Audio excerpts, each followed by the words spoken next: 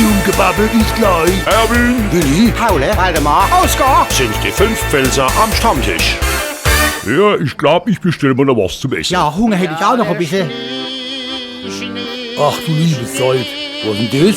Oh, ich weiß nicht, das habe ich noch nie gesehen. Muss da jetzt ausgerechnet dahin anfangen rumzududeln? Ich glaub's ja nicht. Verstehe ich das irgendein Wort nicht mehr? Eben ist er fertig. Gott sei Dank. Ach, was hast du? Jetzt fängt er ja schon wieder an.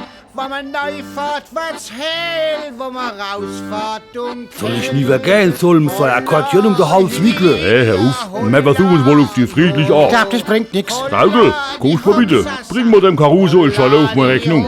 Und sagen, er soll sofort aufhören zu spielen. Dem Leben nicht auf. Eben bringt ihm die Trautel Schalle und... Ah, hat aufgehört. Mal ist das eine Kuh. Sauft er den Schall auf Ex? Hauptsache ist wieder durch.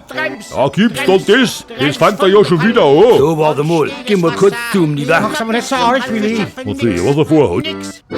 Eben haben die Willis Akkordeon weggenommen. Was macht er da damit? Keine Ahnung. Er läuft Richtung Ausgang. Und jetzt? Er macht die Tür auf. Ich glaub's nicht. Er hat das Akkordeon in den Mülleimer geschmissen. Die Quietschkommode ist hier. Das kannst du aber laut sagen. Die So Quietschkommode ist ist es hier. hoffentlich Ruhe im Hühnerhof. Er hat dreimal die Chance gehabt. Jetzt ist halt Bingo. Der legt's aber auch wirklich drauf an, So, Herr. jetzt habe ich aber die Schnauze voll. Geben wir mal Werkzeugtasche rüber. Ja, mach ich. Moment. Jetzt mache ich kurz den Prozess. Ich gehe jetzt nicht am Pappensmaul mit Klebeband zu. Wo ist dann? Warte mal. Ah, da hab ich's. Und die bleibt da, das kannst du doch nicht machen. Da, guck mal, haben tatsächlich der Gast zugeklebt.